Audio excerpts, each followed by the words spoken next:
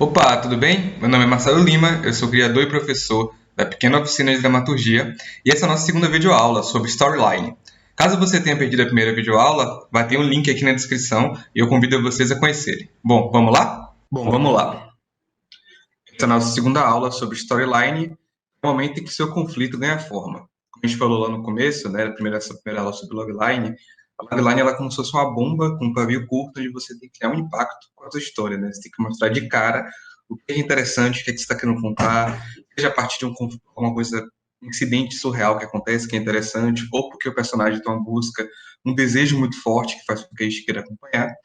Se lá a gente tem isso como se fosse uma bomba, algo que tem que ter um impacto rápido, aqui na storyline a nossa imagem é daquele TNT, né, que tem um rastro de pólvora mais longo, ou seja, você tem mais camadas e um pouco mais de tempo para poder narrar sobre o que é a sua história, sobre o que seu personagem quer nessa história, e a gente tem esse papel ainda de continuar causando esse impacto, né? O drama, ela demanda isso, né? A gente tem que construir sempre uma curva dramática, uma história que seja interessante e que faça com que as pessoas queiram continuar acompanhando. Lembrando que esses textos aqui que a gente está trabalhando em processo, antes da gente, para a gente se organizar para escrever o roteiro, muitas vezes são os textos que vão acabar indo para a mão das pessoas que leem, por exemplo, projetos, que decidem se vão financiar projetos por meio de editais públicos, ou canais, ou editoras. Por isso que a gente tem que estar sempre preocupado em favorecer esse drama, essa dramaticidade, ela tem que estar sempre forte no nosso texto, certo? Porque é ela que dá o norte de como é que a gente vai estruturar a nossa história, qual o final que a gente está buscando, quais são os eventos dramáticos que vão se escalando, né, para poder tornar a história cada vez mais interessante. E hoje, nessa aula, a gente vai falar muito sobre isso, né, sobre essa curva, o arco dramático, para tornar as histórias mais interessantes. Essa é uma aula que vai ser bem recheada, porque a gente vai falar também mais sobre o conflito, sobre o personagem, que é o coração da nossa história, né? Então vamos lá. A storyline também é chamada de sinopse curta, tá? São sinônimos. Ela deve desenvolver o conflito central, com início, meio e fim, ou um possível fim, caso você não saiba exatamente como a história vai terminar. Ela tem o objetivo de desenvolver os objetivos e desejos do protagonista e os obstáculos, ou seja, o que você coloca contra o protagonista, né, que está do outro lado do conflito, as suas antagônicas de sua jornada. E contar o desfecho, ou possível desfecho, por quê? Assim como a gente falou que a logline ela ajuda a gente a ter um norte, né? A gente sempre lembra a questão central, né? Qual é a abordagem temática central da nossa narrativa. Na storyline a gente já apontou um pouco como ela vai terminar, porque a storyline, ou sinopse curta, ela serve para estruturar nossa ideia, como vai ser o início, meio e fim dessa história. Porque tem um termo que Aristóteles utiliza chamado unidade dramática, que é muito interessante. Quem lê hoje o Aristóteles, quem interpreta hoje o Aristóteles, aponta que exatamente as boas histórias, ela tem final conectado ao meio e ao início, né? Ou seja, o desenvolvimento de coisas que acontecem ainda no começo da história e que se desenvolvem no meio da história, que vão chegar até o final, que está interconectados, né? Tem que ter uma comunicação entre essas três coisas, tem que se manter o mesmo tom, tem que se manter conexões dos eventos narrativos para que chegue nesse final que você imaginou. Por isso que o final, ou possível final, é muito importante a gente pensar desde o começo da história, porque esse final ajuda a gente a estruturar, pensar tudo o que tem que acontecer até chegar lá no final. Vamos ver por meio dos exemplos que eu trouxe. E desenvolver o tom da narrativa, né? Sempre lembrar minha história, se sua história é cômica, se sua história é séria, se sua história é um pouco surreal, se sua história é sarcástica. Isso tem que estar transparecendo no texto que você desenvolve na storyline, beleza? Aqui um exemplo que é reproduzido por Doc Comparato, um exemplo bem conhecido. Após o assassinato de seu pai, um príncipe descobre que o crime é parte de uma conspiração secreta engendrada por seu tio para usurpar a coroa. A existência de tal maquinação conduz o jovem príncipe a uma crise existencial que o impele a se vingar e resulta em várias mortes, inclusive a dele próprio. Essa é a storyline de Hamlet. E aqui a gente vê a força, a importância de saber qual é o desfecho da história, né? Porque essa é uma história trágica, vai todo mundo morrer. Né? Histórias trágicas envolvem muitas mortes, geralmente no final. Então, se a gente sabe que a gente vai chegar até lá, toda a estrutura do que vem antes na storyline, ela tem que construir esse caminho. A gente tem aqui um personagem cujo desejo dele é se vingar do pai, porém, uma trama familiar que torna esse desejo de vingança complicado, né? Então, ele passa por uma crise existencial até finalmente se vingar mesmo, né? Porque para ele a vida acaba perdendo o próprio valor, por isso a morte vem aí selar toda essa história. Então, esse final ajuda a dar o tom de toda a história, tá? E é claro, como eu falei, né? Muitas vezes você não tem um final ainda, você tem uma possibilidade de final. Talvez sua storyline inicial seja assim, e depois, quando você começa a desenvolver o argumento, você passa para a escaleta, e até mesmo na fase do roteiro, você percebe que o final encontrou o final mais interessante. Não tem problema, tá, gente? Lembrando que esses passos aqui não são fixos. Você vai preenchendo e produzindo esse material, e muitas vezes vai ser necessidade mesmo de voltar atrás em alguma coisa, modificar algum item, e aí você modifica tranquilamente, certo? Aqui é só para a gente ter o norte de como a gente vai trabalhar. Bom, vou deixar um spoiler, quer dizer, um alerta, que a gente vai ter que falar em vários spoilers de histórias aqui nessa aula, e a partir das próximas aulas isso vai ser cada vez mais comum. Tá? Então, para quem não gosta de spoilers, que é muito difícil fazer uma aula de roteiro sem ter spoilers, mas quem não quer nenhum tipo de spoiler, então fica aqui o alerta, certo? Bom, já começa a nossa abordagem para entender melhor a storyline, primeiro indo para conflito e a construção de personagens antes da gente entrar na estrutura da storyline, certo? Porque isso ajuda a gente a entender o que está ali, quais são os elementos que tem que ser bem construídos dentro de uma storyline. Inicialmente, conflito, né, que a gente já falou na logline, o conflito é sempre aquele questão dramática, o problema central da narrativa que opõe o protagonista e suas forças antagônicas, certo? Então, se o problema da história são dois irmãos que disputam o amor da mesma pessoa, esses dois irmãos são os protagonistas, a força antagônica vai ser o próprio objeto de desejo e amor dessa pessoa, porque eles dois estão em conflito, né, por conta disso. Então, o conflito ele vai ser. Eu estou dando esse exemplo até para vocês perceberem que a força antagônica não é uma pessoa ruim, tá? Não é uma pessoa má necessariamente. Pode ser que seja um vilão, pode ser que seja uma pessoa ruim, mas é qualquer coisa que serve para poder criar essa oposição dos protagonistas ou para o protagonista, tá? De qual o problema, o que, é que o protagonista quer e o que é que tá, qual é o obstáculo dele. Isso aí que viraria a força antagônica. E aqui eu quero destacar dois tipos gerais que a gente fala de conflitos, tá? O interno e o externo.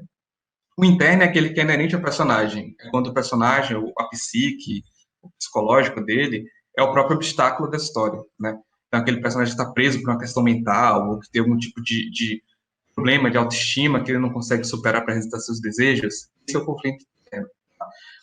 O conflito externo já é aquele que está externo ao personagem, ou seja, alguma coisa que ele tem que alcançar, algum inimigo que ele tem que enfrentar, alguma força antagônica mais ampla, né, como, por exemplo, sei lá, subir uma montanha, a montanha seria o próprio conflito, faz parte do conflito externo, subir a montanha, né, então é um conflito que é imposto pela força antagônica que está fora do personagem. Isso aqui ajuda a gente a pensar, né, qual o tipo de conflito que a gente quer ter para a história. É mais sobre o personagem superando a si mesmo ou é mais sobre ele superando coisas externas a ele?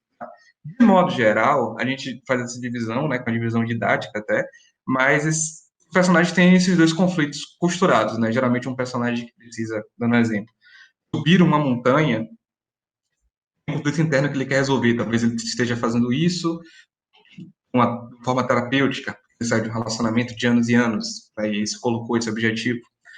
Então, é sempre você tem que entender, para te ajudar, se na sua história pesa mais o conflito interno, pesa mais o conflito externo, ou se pesa em igual medida. Tá? Se você conseguir entender isso, vai ser muito bom para você. Mas geralmente esses dois conflitos existem em praticamente todas as narrativas. Em alguns casos, de fato, não tem conflito interno ou externo, vou dar exemplos aqui, mas é para a gente ter essa noção, para a gente entender contra o que nosso protagonista está se lançando na história, tá? Os personagens, os protagonistas, eles se modificam ao longo da história, enfrentando esses problemas, né? Enfrentando os problemas centrais que estão ligados a esse conflito. Então, muda muito a qualidade da história se o conflito é causado por ele mesmo ou se é causado por fora dele. Vamos aos exemplos. Conflito interno, o primeiro exemplo, é Unbreakable Kimmy Schmidt, série da Netflix, mostra uma mulher que foi presa, né, durante acho que 20 anos num bunker, um fundamentalista religioso, e ela sai nos dias de hoje, né, vendo um mundo totalmente diferente, ela nunca usou celular, nunca usou internet, a gente acompanha essa personagem tentando se encaixar nesse mundo. E aí percebam que esse mundo é um grande obstáculo externo para ela, e aqui a gente entender que o obstáculo e o conflito não é a mesma coisa, porque esse é um mundo que impõe diversos desafios para ela, já que ela não conhece nada. Mas o grande conflito dela na história é ela se abrir para esse mundo e ela ter autoestima para correr atrás de como ela quer se encaixar nesse mundo. O mundo dessa série é muito mais interno e tem a ver com o passado dela, com o fato dela ter vivido um grande trauma, né? Mas os obstáculos que são colocados para ela durante boa parte da história nascem dela, mas também nascem do mundo. só que pesam mais enquanto conflito interno. Saca? Segundo exemplo, o quadrinho Sandman. Nesse quadrinho, que fez muito sucesso na década de 80, uma das histórias em que o personagem central, o Sandman, que ele é uma espécie de ser mitológico, imortal, com muitos poderes, ele se apaixona por uma humana. Isso é proibido no universo da série, e a humana sabe, e recusa o amor dele. E ele, como é um ser extremamente arrogante, e extremamente poderoso, ele não tem noção do que é ser mortal, ela não ter aceitado ele, ele resolve condená-la ao inferno, literalmente. Ela é aprisionada no inferno. E ele passa milhares de anos até perceber que, meu Deus, eu fiz uma coisa errada, porque ele é arrogante e ultrapoderoso, né? E aí tem um arco dessa história, Sandman, em que ele, primeira vez, né, como se fosse a primeira vez em que ele se olha e percebe que foi arrogante, e aí isso vira um conflito interno para ele, e ele precisa resolver e decidir o destino dessa outra pobre mortal, certo? Dois exemplos de conflitos internos. Sobre o conflito interno, também aqui para ilustrar novamente a questão que eu falei do obstáculo. Celeste é um game que você joga com uma personagem que ela precisa subir uma montanha, né? O grande objetivo do game desde o começo é esse. Quando você chega ali pela metade da história, você descobre que, na verdade, essa personagem está completamente fragmentada. Ela tem uma série de traumas e problemas. E subir a montanha vai resolver esses traumas e problemas que ela está enfrentando. Inclusive, ela encontra um outro lado dela lá dentro, né? Que aparece em forma de um fantasma e tudo mais. Então, o jogo te ilude a pensar que é um obstáculo externo, quando na verdade é tudo uma questão interna. E quando você percebe isso, o jogo dá uma espécie de virada, sabe? Um twist, como a gente chama. A gente percebe que, então quer dizer que o jogo tem algum elemento extra, não é só sobre questões externas. E isso é muito bom. Quando você consegue iludir seu leitor, seu espectador, com uma ideia, e depois você inverte essa expectativa no meio da história, e continua mantendo a história interessante, você conseguiu uma coisa boa aí, porque você conseguiu dar uma mudada na história, né, fazendo um elemento novo que causa curiosidade, que causa interesse, mas sem perder tudo que você construiu até então, né? Você só fez dar uma virada. Esse é o poder da virada, né, o plot twist, como as pessoas gostam de chamar em inglês, de uma trama. E nesse caso é legal porque ele te ilude, fazendo pensar que é um obstáculo interno, e depois te mostra que na verdade é uma questão de conflito interno da personagem. A escolha de Sofia, que a gente vai, inclusive, tratar como exemplo aqui nessa aula, em que a gente vê uma mãe tendo que escolher entre seus dois filhos quem vai sobreviver, né, e quem vai morrer nas mãos dos nazistas. Conflito interno poderosíssimo. Vamos falar agora de conflito externo. Esse aqui é um caso, filmes de ação, né, são um dos casos raros de histórias que praticamente não tem conflito interno nenhum. Muitas vezes o conflito interno que o personagem teria é o incidente excitante, tipo, sei lá, tem muito esse filme de ação, né? O cara, machão, tá monte, tem uma família perfeita, vem alguém e mata a mulher e o filho, a filha, né? Sempre mulheres, né? Que já é, inclusive, uma visão muito machista desse tipo de produção, né? Aí ele não tem conflito interno, porque depois dali ele parte de vingança, mas a vingança dele é matar todo mundo. É como se o personagem tivesse pronto para só viver essas aventuras. Ele já deixou para trás, ele já decidiu que vai fazer a vingança dele, já deixou para trás a questão interna dele. E agora ele só quer tiroteio, só quer morte. Às vezes, quando eles botam um flashback da família assim no meio, mas são personagens que quase não têm profundidade dramática mesmo, sabe? Eles vivem para a aventura. O 007 também é outro que passa por isso, né? A gente não tem grandes conflitos internos do personagem, a maior parte das histórias. Então, são personagens quase que totalmente mandados para conflitos externos. A mesma coisa os protagonistas de histórias de RPG japonês. Muitos têm conflito interno, tá? Mas é muito comum esse tipo de protagonista que é o chamado protagonista silencioso. Personagem que não fala, a gente não tem nenhuma linha de fala, os outros personagens ao redor têm. E muitos dizem que isso é para poder ajudar quem está jogando a se identificar com o personagem, que é como se você fosse ele, então ele não precisa ter uma personalidade. E ele está ali para viver a aventura, né? Ele não está ali para poder você ver vários desdobramentos internos do personagem. Para viver a aventura, os outros personagens têm conflito interno, mas o protagonista muitas vezes não tem. Tá? E aqui é o exemplo do Dragon Quest XI. Mais conflitos externos. Batman também é um personagem que, por mais que ele traga a questão interna da família e tudo mais, ele está um pouco. Depende também da versão do Batman que a gente está falando, né, da história que está sendo contada, mas muito do Batman está meio próximo do que a gente viu do 007. O que importa é o mistério que ele vai resolver, é o crime que ele vai resolver, é o vilão que ele vai perseguir. Porque a questão interna dele é a mesma de sempre, sabe? Não teve desenvolvimento. Não teve desenvolvimento. Então, mesmo que seja o motivador dele, não quer dizer que a gente está vendo ele enfrentando esse conflito, tá? Porque por ele sabe que é só descer, dar seus equipamentos de bilionário e descer pau em todo mundo. É isso que ele quer fazer, basicamente. Aqui a gente parte um pouco para a questão, né, das forças antagônicas, porque assim, no Batman, no 007, a gente tem vilões, tem inimigos, pessoas que são contra o nosso personagem, mas a gente também tem aquelas forças antagônicas que não são cristalizadas em pessoas, né? Então, por exemplo, o filme Vivos, que conta a história do time de rugby uruguaio, fica perdido nos Andes, e aí eles acabam tendo que tentar sobreviver nesse ambiente inóspito, chega um canibalismo, é uma história muito intensa. E aqui nessa história, o grande, sem conflitos internos, é claro, porque o psicológico dele está completamente arrebentado, mas o grande conflito externo é esse ambiente inóspito, certo? Então, são personagens que estão aí enfrentando esse problema de sobreviver aí, e a força antagônica é os próprios Andes, né?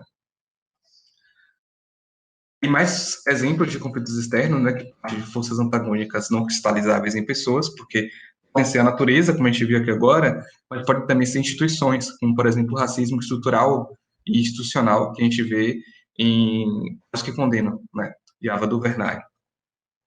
Outro exemplo, o Coyote Papaléguas. No Coyote Papaléguas, ok, o Coyote está em busca do Papaléguas, mas o conflito externo e o obstáculo colocado ao Coyote, que o Coyote também não tem conflito interno nenhum, ele só quer pegar Papaléguas e acabou, ele sabe o que ele quer. Mas o mundo inteiro, né, por exemplo, ele compra um foguete desse, o foguete quando explode, em vez de, né, ir em direção ao Papaléguas, explode no mesmo lugar, deixando o Coyote todo queimado. Então o mundo inteiro está contra ele, né? O conflito externo que é o Coyote contra o mundo, né, só contra o Papaléguas. Vamos em frente. E tem alguns casos, né, que as pessoas, que os autores, criadores conseguem balancear as duas coisas. É o caso de Steven Universo, onde a gente vai ver ao mesmo tempo esse personagem que ele está se descobrindo quais são os poderes mágicos dele, descobrindo qual é o legado que a mãe deixou para ele. E nesse universo, a mãe, ele tem o corpo que ele tem, a mãe precisa desistir do corpo que ela tinha. Fica uma história de será que ele é a mãe dele, será que a mãe dele é ele, enfim, é uma coisa bem complexa. E tem uma aventura intergaláctica conectada a isso tudo, porque a mãe do Steven, ele deixou, ela fugiu de uma guerra, mas deixou várias pontas soltas dessa guerra que voltam para a história principal, certo? E também Breaking Bad, né, que a gente vê um personagem que está conciliando a vida familiar, tentando conciliar a vida familiar com a vida do crime, e aí você tem conflitos que partem desse lugar dele, tentando ainda ser um bom pai, ser um provedor, ao mesmo tempo que ele está ganhando poder, saindo de um estado que ele vivia, que ele não se apreciava, não se gostava, e também está tentando ser o cara que domina o mercado das drogas, né? O grande lord da história. Ele tem que enfrentar os outros concorrentes, tem que arrumar jeito de produzir seu material de venda, né? Então, são duas histórias que eu acho que balanceiam bem essa questão conflito interno e conflito externo, certo? E vamos lá para personagens, né? A gente passou por conflito, mas o conflito não vai existir com um bom personagem. E aí eu reproduzo esse diagrama do Sid Field, né? Que ele sempre fala isso, olha, a tua abordagem temática, o tema, a ideia que você está trazendo lá na sua logline ainda, ela tem que viver em função de um personagem. Tá? Eu boto assim, qual tipo de personagem eu preciso para a minha trama? Porque é uma questão de precisão de mão dupla, né? Porque o personagem é que vai fazer a gente entrar na história.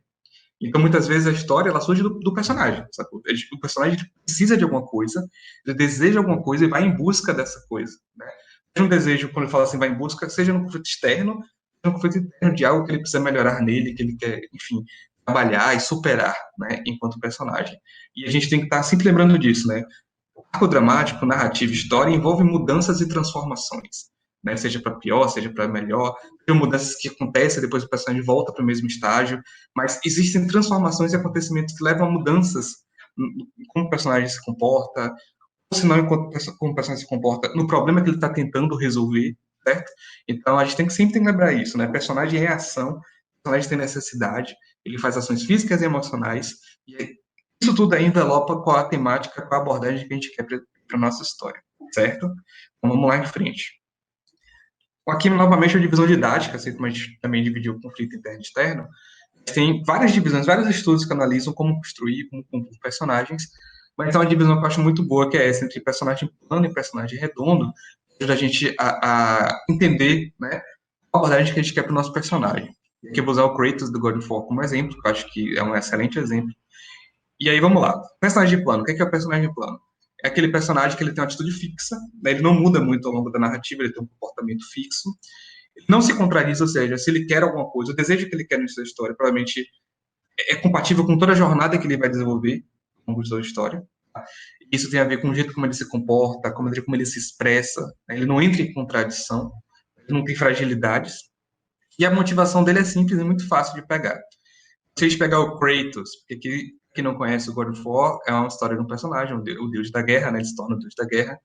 E ele, na primeira trilogia de jogos, ele é um cara que tem família destruída, morta, personagem típico de ação, e ele quer se vingar dos deuses, né? Ele quer se vingar dos deuses gregos. E aí o jogo é um grande banho de sangue, né? Ele mata os deuses gregos na porrada mesmo, na mão. E esse personagem ele não entra em contradição. Acontecem coisas, mudam os obstáculos dele, ele chega a virar um deus também, mas o grande objetivo dele, a motivação é o fim, é essa, é matar os deuses, e isso vai terminar na primeira trilogia, quando ele mata Zeus. Certo?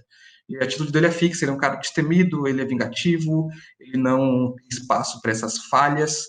Quando ele perde alguma coisa porque alguém matou ele ou armou para cima dele, ele volta mais furioso ainda. É um personagem que vive para isso, a gente vai terminar a história com ele conseguindo cumprir a vingança dele, mas ele internamente não muda tanto. Certo? E aí depois, isso aqui é diferente quando a gente vai para o personagem redondo. É um personagem que ele tem uma atitude variável, ou seja, o comportamento dele, os pontos de vista dele sobre o mundo, né, e sobre o que ele vê na narrativa podem mudar ao longo da história. Ele possui contradições, ou seja, as crenças dele podem mudar, ele tem fragilidades, né? É um cara que é durão, mas ele tem alguma coisa que faz o coração dele enternecer, né? Digamos assim. Então ele não é um personagem que está o tempo todo ali, furioso, querendo dar porrada. A motivação dele é mais complexa, não é simplesmente sair e vou me vingar. Nesse caso aqui é o God of War, como se fosse o God of War 4, digamos assim, que saiu para o PlayStation 4, em que ele tive o personagem mais velho. Depois de tudo que aconteceu na trilogia original, ele matou os deuses gregos, e ele vem ao mundo nórdico, os deuses nórdicos, né, Thor, Odin e tal. E a gente já é apresentado para ele mais velho, agora ele é pai, ele tem um filho, né, muito jovem ainda, muito pequeno. A história começa também com a morte da mulher dele, né? E só que aí agora a gente tem uma motivação mais complexa, porque na verdade o filho quer levar as cinzas da mãe para o topo da montanha para jogar. Não se trata de matar um bocado de gente. Bem, até aí é uma motivação simples, né? E quando a gente vai acompanhando a história, a gente vai percebendo que é muito mais do que isso. Porque Kratos nunca revelou para o filho que ele é um deus e que o filho é um semideus, pelo menos um semideus. Então tem uma coisa da relação dos dois que está meio quebrada e que ele não foi um pai presente, né, assim, no sentido emocional. E isso é uma coisa que é quase que negada para aquele personagem de trilogia que a gente conheceu, né? Ele é um personagem que não fala de emoções. A gente começa a criar uma motivação complexa para o personagem. A gente começa a construir um personagem que tem questões com mais camadas, né? Enquanto o personagem plano, até por isso que a gente fala, o personagem plano é como se ele fosse uma linha reta. O redondo, ele passa por variações. Aí tem... Claro que ele não vai se transformar num personagem completamente diferente, provavelmente, né? Ele tem elementos que vão ser mais ou menos fixos, mas ele passa por variações desse elemento, certo? Então você tem que pensar sempre assim, tá? E na minha história, o que é que eu preciso? É de um personagem plano ou de um personagem redondo? Porque aqui eu não estou colocando complexo e simples como complexo é melhor, simples é pior. Não se trata disso, tá? É só você pensar, pô, e na minha história o que é que faz sentido? Tem histórias super profundas e super complexas que funcionam com personagens simples, cuja motivação é simples e esse personagem não muda, é isso que ele quer até o final. Certo? Então você tem que entender o que casa mais perfeitamente em sua história. Ou se você de fato quer fazer um personagem que é mais complexo, que vai mudar muito ao longo da história, se isso é essencial para você, vá pelo personagem mais complexo, certo? Muito comum também, com o passar do tempo, né, quando as pessoas acompanham uma obra, por exemplo, Hora de Aventura, que é uma série que começa com um personagem plano, super fixo, e depois que a série vai fazendo muito sucesso, vai avançando em temporadas, as pessoas querem ver alguma coisa mais desse personagem. Aí o personagem vai de plano para personagem redondo. Isso pode acontecer, certo? Mas só para você entender o que é que eu preciso agora na minha história, certo? Outra questão que pode te ajudar é pensar que tipo de personagem você precisa a partir do gênero da sua história. Então, uma história de comédia. É muito comum que a história de comédia tenha mais personagens planos. Porque os personagens planos ficam num elemento mais estereotipado, né? O personagem que é medroso. Então, várias piadas podem ser feitas com o fato de ser medroso. Mas também você pode trazer personagens mais complexos, certo? Como é o caso, por exemplo, a Kimmy Smith é um personagem complexo. O BoJack Horseman, que é uma história de comédia, também é mais complexo. Você pode, tipo assim, tudo bem, você pode pensar que, filme de ação, história de ação, tem que ter personagens fortes, determinados. Mas e se eu colocasse um personagem meio bobo, medroso, covarde, por exemplo, a série The Boys faz com o protagonista? Isso aqui a gente tem, eu acho que você tem que estar sempre pensando qual é o estereótipo que tem em cada um desses gêneros, pesquisar mesmo, sabe? Tipo, história de detetive, tem aquele detetive misterioso, super inteligente. E você pensar, nessa história que você está desenvolvendo, você quer esse tipo de personagem? Funciona? Ou você quer dar uma coisa nova, trazer um personagem que de repente é o oposto do que se imagina do estereótipo para essa série? Porque quando a gente fala estereótipo a gênero, a gente não está falando de estereótipo social, que é um outro problema, uma outra questão, que tem a ver com preconceitos raciais, de gênero, de sexualidade. A gente está falando aqui de estereótipo narrativo, que pode ser uma coisa boa, no sentido, se for um estereótipo no sentido de que é padrão desse tipo de narrativa e funciona a pessoa que está desenvolvendo, se funcionar, você pode passar tranquilamente. O que eu só recomendo é que você sempre pense se funciona ou não funciona o estereótipo, e pense também na sua história, no tom que você está desenvolvendo. Se tem uma marca pessoal que você quer botar nesse personagem, tá? Porque você está falando de criatividade, né? Então, se trouxer um tempero extra, vai ser sempre bom. E aqui, vou deixar aqui dois pensamentos sobre arquétipos. O arquétipo é uma espécie de tipo de personagem, né? E envolve uma questão assim mais mítica ou de inconsciente, ou seja, ela cria personagens amplos, né, que têm comportamentos e funções emocionais mais amplos e que você pode pensar, tá, o que eu preciso para minha história? Esses dois tipos aqui de pensamento para arquétipo ajuda, porque personagem também é função. Você pensa o personagem para o que ele vai desempenhar na trama. Você tem o protagonista, mas, por exemplo, quando a gente pensa na jornada do herói, e a jornada do herói, ela pensa o herói como um protagonista que geralmente vai sair em uma jornada para resolver um conflito provavelmente externo. Não só, mas provavelmente externo. O herói, ele precisa do quê? Ele precisa de aliados. Ele precisa de um mentor. A partir do herói, a gente entende outras funções de personagem que a gente precisa ter. Então, vamos pensar quem vai ser o mentor. Vamos pensar quem vai ser o aliado. Vamos pensar quem vai ser a sombra, que é aquele que é quase que o oposto do protagonista, geralmente é o antagonista. Tem aqui o link embaixo, tá? Para vocês poderem dar uma lida. É um texto que fala sobre a jornada do escritor, do Christopher Vogler. É como se fosse a simplificação da jornada do herói, mas que funciona muito bem para quem está pensando em roteiro. Então fica a dica. Tá? E aqui do outro lado a gente tem os dois arquétipos de Jung, psicanalista, que ele, né, conseguiu mapear arquétipos como o sábio, o inocente, o rebelde. Então ajuda você a pensar o comportamento do personagem. E os arquétipos são reconhecíveis, né? São universais, qualquer pessoa vai entender. Séries de sitcom mesmo sempre utilizam muito isso, né? Gerar humor. Então tem o personagem que ele é mais, que ele é o amante, tem o que é o cuidador, e aí a gente já cria o que a gente chama de um filtro cômico. Sempre que o cuidador, por exemplo, sempre que o personagem cuidador entra, vai ter uma piada sobre esse lado dele preocupado com os outros. A gente já sabe, já espera isso, né? E já gera humor daí. Bom, a gente já falou sobre esse primeiro momento, né? Sobre tipos de personagem, de modo mais geral. Agora vamos falar sobre o elenco que a gente tem que ter, né? Também de modo geral, em nossa história. Esses três são centrais, né? Protagonista, antagonista e secundário. O protagonista é aquele personagem que a gente vai acompanhar como ponto de vista principal da história. Né? O personagem que a gente vai ver buscando resolver o problema da história e que vai se transformar ao longo dessa história, na jornada dele. A gente vê pelos olhos dele. Aqui o exemplo, o Pantera Negra, né? Que é a história desse universo, e é um universo riquíssimo, né, do filme do Pantera Negra, a gente vê através do olhar dele, né, que é o cara que quer comandar e proteger o Wakanda. A gente vê por esse olhar. Enquanto antagonista, é aquele que se coloca do outro lado do problema central. Uma perspectiva diferente do nosso protagonista, não necessariamente uma pessoa ruim, como é o caso do Killmonger de Pantera Negra. Ele tem uma outra visão pro Wakanda, ele acha que o Wakanda não tem só que se defender, o Wakanda tem que se expandir. O Wakanda é muito avançado. E muitas pessoas vão se identificar mais com o Killmonger do que com o próprio Pantera Negra. Isso é interessante, quer dizer que o protagonismo e o antagonismo estão bem construídos. E que se a gente fizesse, que a gente entende qual é a jornada do antagonista. O protagonista ele tem sua jornada própria também, é oposta do protagonista. Quando a gente consegue construir isso, a gente tem um antagonismo mais forte, quer dizer, a gente tem vontade, a gente colocou um antagonista tão bom que isso ajuda a desenvolver o próprio protagonista, saca?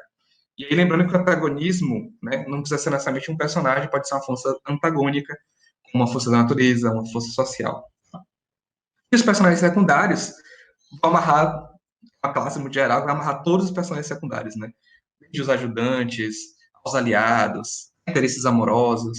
Aqui no caso a gente colocou a Shuri como um exemplo, né? E, por exemplo, a gente pode pensar também, quando a gente pensa em heróis, os sidekicks, né? Que são os ajudantes pro Robin e pro Batman. Enfim, todos os outros personagens que têm alguma importância e que a gente entende a motivação deles e que funcionam como personagens vão ser secundários na sua história, tá bom? Isso é um elemento, é uma categoria muito ampla que a gente poderia quebrar em várias coisas, né? Como ajudante, mentor, sábio, personagens recorrentes que não aparecem sempre, enfim. Não vai dar tempo da gente se aprofundar aqui nessa oficina, mas tem muitos textos e manuais de roteiro que vão falar mais sobre personagens. Dá a nossa bibliografia lá e pega os exemplos, pega as referências e se aprofunda, tá bom? Aqui só mais, um é um tipo, o outro é mais uma qualidade. O componente dramático, que é descrito lá pelo Bloco Comparato, é aquele personagem, a gente não entende muito a motivação dele, ele não é bem um personagem, porque ele não tem muito um desejo dentro da história, tá? Porque mesmo nos secundários eles também têm desejos, assim como protagonistas, eles também mudam e buscam, tem seu próprio arco narrativo. Mas o componente dramático ele é aqui, por exemplo, aquele personagem que aparece para dar uma informação que é importante para a história e depois desaparece. Ajuda de alguma maneira a história a ganhar um componente do drama, mas ele não é um personagem em si. Aqui, como exemplo, estou trazendo o Neymar, quando aparece lá em La Casa de Papel, que ele é um monge em La Casa de Papel. E tem um determinado momento que dois personagens estão falando, e tem um deles que está meio deprê, é o professor, ele está meio para baixo. E o Berlim, que é outro personagem, está falando sobre alegria, sobre o pai deles dois.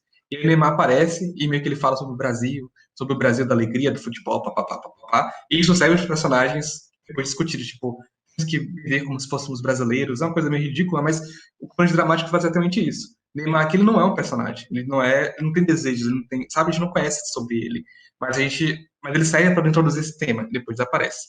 Isso que um componente dramático faz. A qualidade do personagem customizável, que é muito útil para narrativas interativas, né, os games, por exemplo, é aquele personagem onde você demanda que quem esteja interagindo ou jogando escolha coisas dos personagens. Aqui estou usando o exemplo do Trials of Mana, onde você pode escolher qual a classe que o personagem ocupa. Né?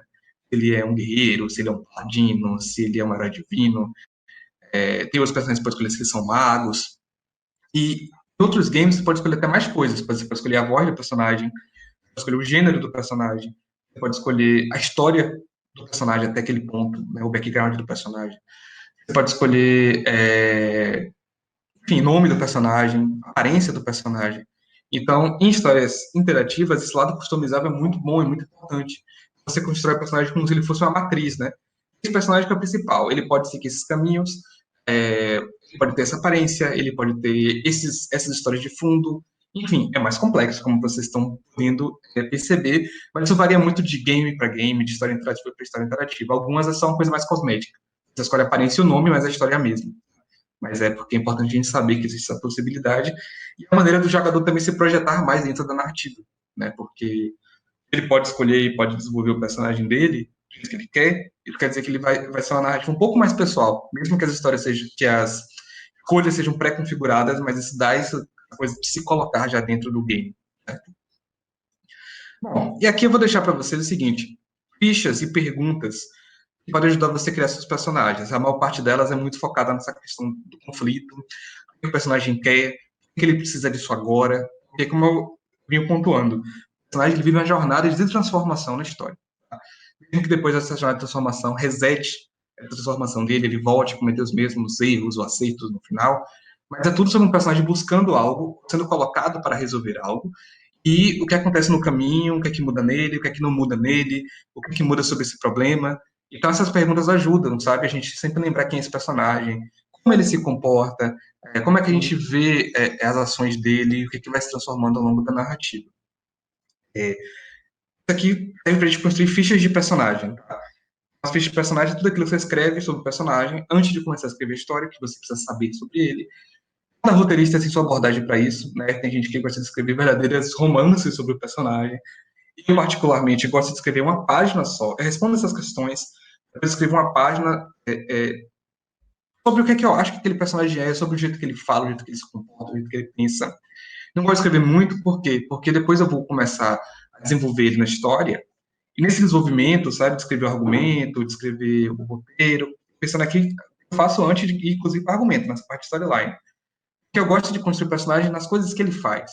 Né? O que é que esse personagem vai viver, quais são as ações e reações diante do que ele vai viver, vão moldar quem vai ser no final da narrativa. Então, eu escrevo um pouco sobre como eu imagino que ele seja, né, para poder ajudar a pensar ele, o jeito que ele se comporta, mas depois eu vou para a história, eu vou para o desenvolvimento da história, aí ver como é que ele termina. E cabe a você decidir como é que você quer trabalhar. Tem gente que se sente muito, muito mais seguro de escrever uma verdadeira bíblia sobre o personagem.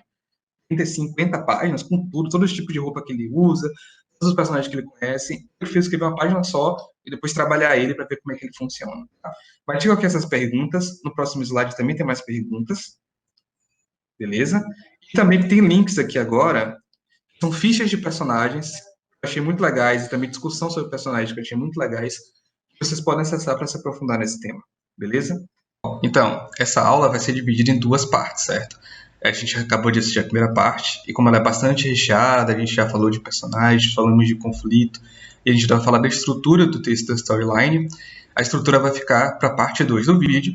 Caso vocês estejam vendo no YouTube, vai estar aqui na descrição, tá? Senão vocês também podem procurar no site www.marceloroteiros.com. Deixo novamente um lembrete para que você compartilhe, caso você conheça pessoas que possam se interessar sobre o assunto. E a gente se vê lá na parte 2. Um abraço!